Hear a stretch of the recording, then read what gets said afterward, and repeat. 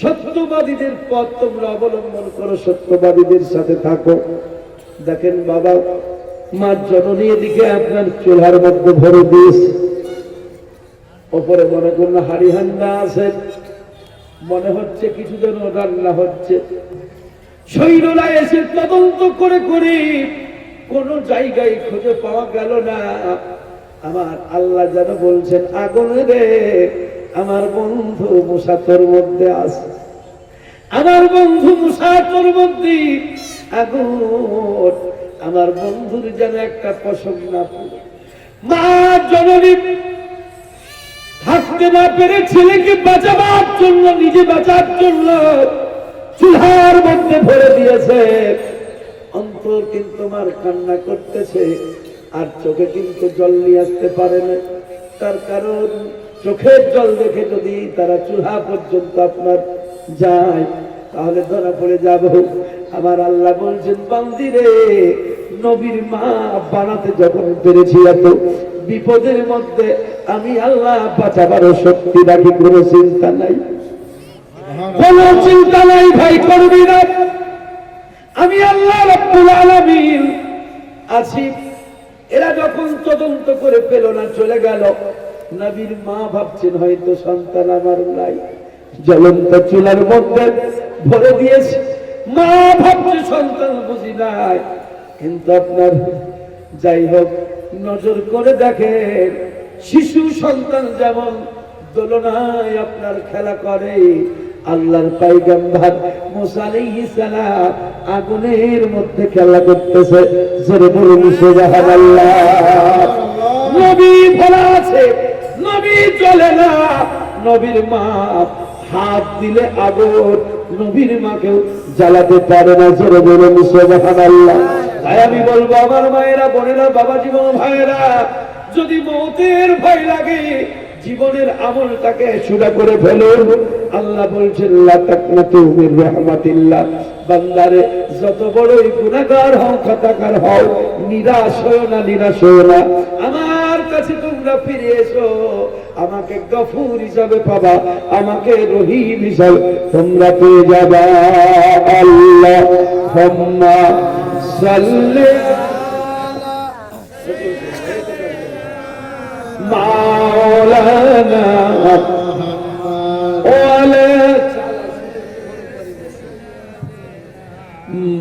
মাওলানা মুহাম্মদ সাল্লি আলা মুহাম্মাদিন সাল্লি আলা মুহাম্মদ হর দম জবান से निकालो পাক নামে। তুমি ডুবাইয়া ভাসাতে পারো, তাই তো তোমায় ডাকি আমি। ইলাহাল আলামিন গো আল্লাহ, বাদশা আলম পানাহ তুমি। আমার আল্লাহ যেন ইলহাম দিয়ে দেয়, এ ইমরান, সন্তানকে বাঁচাবার দায়িত্ব আমি আল্লাহ। সিন্ধুক তৈরি করো, সিন্ধুকের মধ্যে ছেলেকে ভরে দিয়ে নীল নদে ভাসিয়ে দাও। ভাসানোর দায়িত্ব হলো তোমার, আর কিনারায় লাগানোর দায়িত্ব হলো আমার। আল্লাহর সাথে সম্পর্ক তৈরি করুন বাবা। নবী ওলি গাউস কুতুব এসেছেন খোদা বান্দার সম্পর্ক তৈরি করুন। আল্লাহর বান্দার সাথে যে সম্পর্ক ছিল আমাদের, দুনিয়ার আসার পরে, দুনিয়ার লোভে পড়ে, দুনিয়ার মায়ায় পড়ে সেই সম্পর্ক বিচ্ছেদ ঘটে গেছে। তাই আল্লাহ পাক যুগে যুগে নবী রাসূল, ওলিয়া উলিয়া এখনো আসছেন আল্লাহর বান্দার সাথে সম্পর্ক জুড়ে দেওয়ার জন্য। বলে কোথায় পাবো সিন্ধুক বানানেওয়ালা? আমার আল্লাহ পাক যুবকের আকারে ফেরেশতা জিবরাইলকে পাঠিয়ে দিয়েছেন। জোরে বলুন সুবহানাল্লাহ।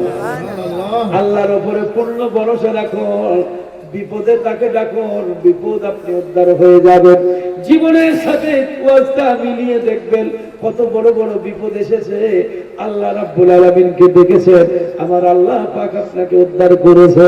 আমি বলবো দুনিয়ার বুকে যে আল্লাহ পাক জীবিত অবস্থায় আমাদেরকে উদ্ধার করেছেন, তার সাথে যদি সম্পর্ক রেখে আমরা দুনিয়া থেকে বিদায় হতে পারি, পর জগতেও আল্লাহ আমাদের উদ্ধার করবেন। কথা প্রসঙ্গে অনেক কথা, আমি সময়তে ভাবি আল্লাহ দুনিয়ার বিচার মোল্লা মুন্সি আমরা সবাই করি, আর আখিরাত হাসরের বিচার তুমি কেন করবা? এটা ভাবার বিষয় নয়? দুনিয়ার সব বিষয় আমরা বিচার করি, আর হাসরের দিনে কত ফেরেশতা থাকবেন, কত নবী থাকবেন, কত বিচারক বিচারপতি থাকবেন, তারা বিচার না করে আল্লাহ সেদিন বিচার করবেন কেন? আমি মনে তো করি আল্লাহ ভয়ের জিনিস নয়, আল্লাহ মহব্বতের জিনিস, আল্লাহ বন্ধুত্বের জিনিস, আল্লাহ প্রেমের জিনিস। তার সাথে প্রেম করুন, ভয় কেন হবে?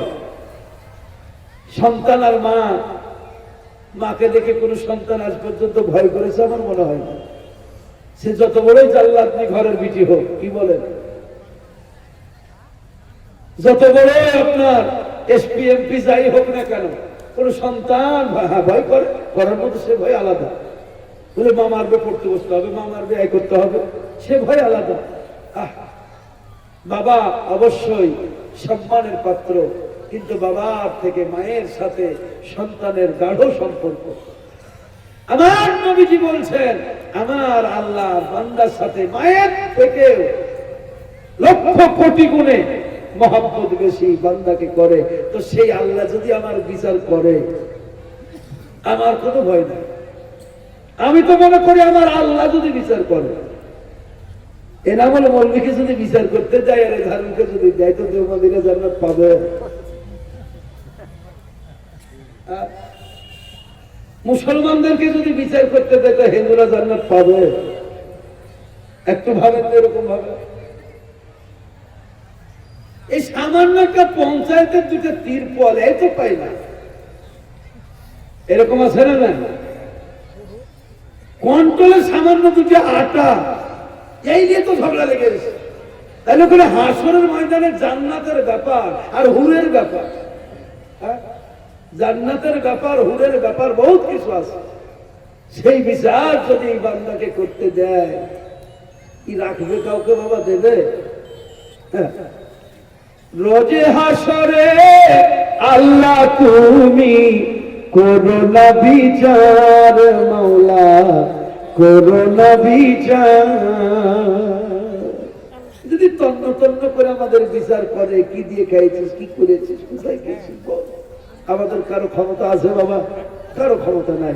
আল্লাহর কাছে জান্নাত না চেয়ে বলেন, আল্লাহ তুমি আমাদের উপর রাজি হয়ে যাও। তুমি যদি বিচার করো তো আমরা জবাব দিব কি করে? আমরা তো গোলাম, আমরা বান্দা। দুনিয়ার বুকে রক্তের গরমে অহংকারে এতে ওতে কত আমাদের জীবনকে নষ্ট করেছি। খোদা তুমি ক্ষমা করে দাও, তুমি রহিম, তুমি রহমান। আল্লাহর কি দয়া হবে জানেন? হাদিস শরীফের মধ্যে লেখা আছে, আল্লাহ পাক বলবে, বান্দা তোর তো কিছুই দেখতে পাচ্ছি না, তুই তো জাহান্নামে যাবি। বলে হ্যাঁ, তো তুই যা জাহান্নাম। তুই দৌড়াবে, দৌড়াতে যখন থাকবে আল্লাহ বলবেন যে আশ্চর্য ব্যাপার, এ বলা মাত্র দৌড়াচ্ছে। আর একজন, তোর কি ব্যাপার? বলে তো আমার তো কিছু নেই, তো তুইও জাহান্নামে যা। তো সে যখন জাহান্নামে যাবে, দৌড়াতে গিয়ে পিছন ঘুরে তাকাবে, আল্লাহ দুইজনকে বলবে, ঘুরে আয়। সুবহানাল্লাহ বলো। আল্লাহ তরফ থেকে আওয়াজ আসবে, দুইজন ঘুরে আয়। আচ্ছা তোকে বলা মাত্র দৌড়ালি? বলে আল্লাহ দুনিয়ার বুকে কত পাপ করেছি, একটা ভালোভাবে শুনিনি, আজকে স্বয়ং তুমি আমার হুকুম করছো। এতদিন তো বলবে আলেম কত কেউ বলেছে, তাদের কথা শুনেছি, আর এখন স্বয়ং তুমি বলছো, আর এখনো তোমার কথা শুনবো না? তাই হয় আল্লাহ তুমি যেহেতু বলেছো, আমি আর কোন দিকে তাকাইনি, খোদা তোমার হুকুম পালনের জন্য আমি জাহান্নামে যাচ্ছি। আল্লাহ বলবেন, তুই তাকাছিলি কেন? আল্লাহ আমি শুনেছিলাম তুমি রহিম, আজকে দেখছি যদি তোমার দয়া হয়ে যায়, একবার ঘুরে তাকাতে যদি তুমি ডাকো, তুমি যদি ডাকো আমি ফিরে আসবো, তাই তোমার রহমতের আশা করছি। আজ আমার আল্লাহ এত দয়াবান। আল্লাহ বললেন, যা দুইজনকে ক্ষমা করে দিলাম। আল্লাহ প্রেমের জিনিস, মহব্বতের। ओ मेरे दिल का आईना है, मैं उनका दिल का आईना हूँ। ओ मेरे दिल में होते हैं, मैं उनका दिल में होता हूँ। ওলিয়া ওলিয়ার জীবন পড়ুন, প্রেমিকদের জীবন পড়ুন, তাহলে আপনি এই প্রেম খেলে স্বাদ পাবেন। আমার আব্বাজান বাবজি ভাইয়েরা, ফেরাউন বাস্তবে আমার আল্লাহ পাক ফেরাউনের উপরে দয়া করেছেন। আল্লাহ নবী মুসা কালিমুল্লাহ মাবুদকে ডেকে বলেন, আল্লাহ তুমি আমাকে বলো তোমার বিজয় হবে, কিন্তু আমার হয় না। আমার আল্লাহ পাক ডেকে বলেন, নবী গো বিজয় তো তোমার হবে, জয় তো তোমার হবে, কিন্তু জয় হচ্ছে না, তার পিছনে একটা কারণ আছে। বলে কি কারণ? তোমাকে যখন বলি বিজয় হবে, ফেরাউন তখন আমার দরবারে কান্দে আর ডেকে ডেকে বলে, মাবুদ আমি গুনাহগার, আমি খাতাকার, আমার মতো পাপী এই জগতের বুকে তোমার কেউ আর নাই, আমি সব থেকে বড় পাপী। আল্লাহ গো আমি খোদার দাবি করেছি, এটা তোমার শক্তির বলে, তুমি যদি আমার উপরে দয়া উঠায়া নাও, আমার খোদাই চলবে না, শেষ হয়ে যাবে। ওগো আল্লাহ আমি তোমার দয়ার আশাধারী, তুমি আমাকে তোমার দয়া থেকে বঞ্চিত করিও না। আল্লাহ পাক দেখে বলেন, ওগো আমার নবী মুসা, এই ফেরাউন যখন আমার কাছে আমার রহমতের আশা আমার দরবারে যখন করে, আমি আল্লাহ তখন থাকতে পারি না। আমি আল্লাহ পাকের গজবের থেকে আমি আল্লাহর দয়া হলো ভারী। এ যখন কান্দে আমি থাকতে না পেরে তখন তার উপরে রহমত নাজিল করে দিই। ওগো আমার নবী মুসা, তবে তুমি ধৈর্য ধরো, যতই আমি রহমত নাজিল করি একে ফিরে নিয়ে আসার চেষ্টা করতেছি, কিন্তু ফিরে আসার নয়, একদিন দেখবে ধ্বংস হয়ে যাবে। জোরে বলুন সুবহানাল্লাহ। আল্লাহুম্মা মুহাম্মাদে সাল্লি মাওলানা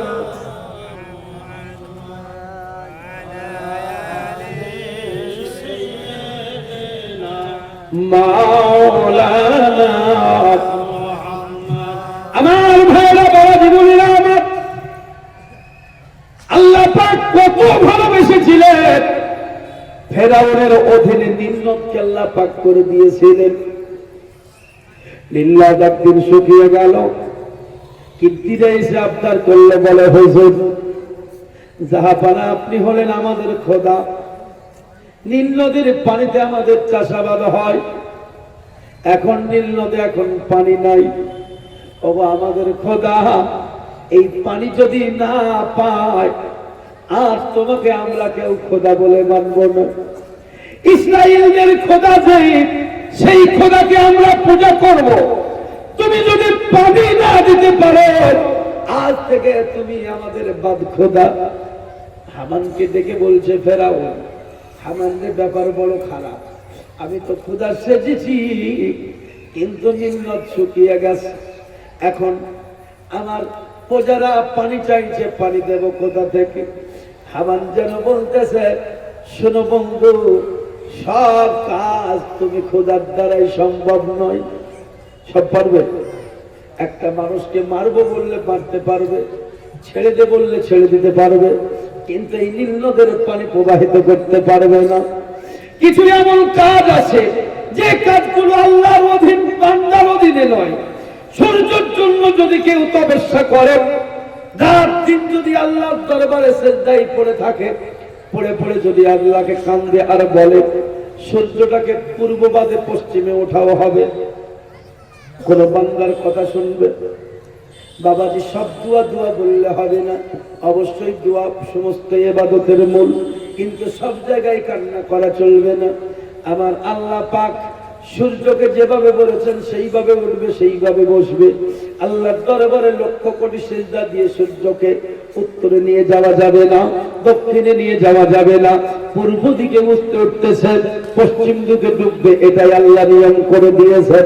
তবে বিশ্বনবী হাবিবুল্লাহ সাল্লাল্লাহু আলাইহি সাল্লামের ক্ষমতা আমার আল্লাহ পাক এত দান করেছিলেন। হযরতে আলী শেরে খোদা আসরের নামাজটা আপনার পড়তে পারেন নাই। হযরতে আলী কেঁদেছিলেন, আমার নবীজির মুজিজা স্বরূপ সূর্যকে আমার আল্লাহ তাআলা পশ্চিম দিক থেকে আবার উঠে আসরের টাইম করে দিয়েছিলেন। জোরে বলুন সুবহানাল্লাহ।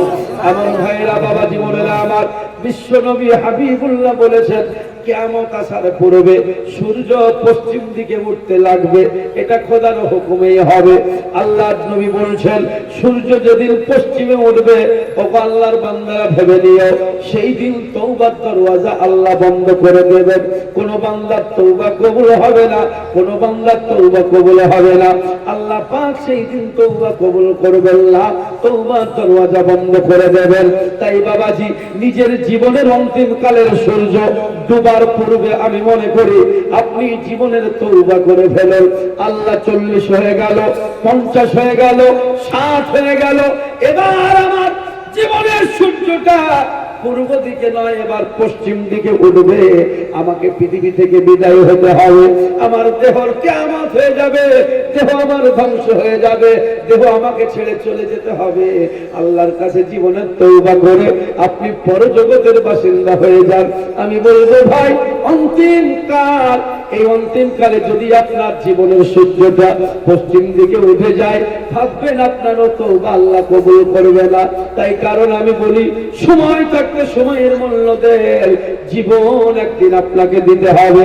জীবনের এই অন্তিম কালে আজরাইল আসিয়া তোমার সাধের জীবন যাবে গো লইয়া, তোমার সোনার জীবন যাবে গো লইয়া। জীবনের এই অন্তিম কালে আজরাইল ফেরেশতা আসিয়া তোমার সোনার জীবন যাবে গো লইয়া, তোমার সাধের জীবন যাবে গো লইয়া। সব চলে যেতে হবে বাবাকে ছেড়ে দিয়ে। তো আমার মা বোনেরা, নিজের জীবনটাকে একটু ভালোবাসা শিখুন, নিজের আত্মাটাকে একটু ভালোবাসুন। দেহকে টিকিয়ে রাখার জন্য কত ঔষধ, কত ভ্যাকসিন, কত রকম আমরা ব্যবহার করছি না বাবা দেহের জন্য, কিন্তু আত্মার ভ্যাকসিন আপনার কি দরকার নাই? যে আত্মা আপনার দেহ ত্যাগ করবে, আর আত্মা হলো আসল। আল্লাহর নবী বলছেন যার আত্মা পরিষ্কার সেই হলো আল্লাহর কাছে পরিষ্কার। আল্লাহুল জামাল ইউহিব্বুল জামাল। আল্লাহ পাকের নবী বলছেন আল্লাহ হচ্ছেন অতি সুন্দর, তাই সুন্দরকে ভালোবাসেন করে, সুন্দরকে ভালোবাসেন। তাহলে সুন্দরটা কি? কাদা টাদা মেখে সুন্দর হওয়া এই সুন্দর? এই সুন্দর নয়। সুন্দর হচ্ছে আত্মা সুন্দর, যে আত্মায় থাকবে না হিংসা, যে আত্মায় থাকবে না বিদ্বেষ, পরনিন্দা, গীবত, চুগলখড়ি, মুনাফিকি, ধোঁকা।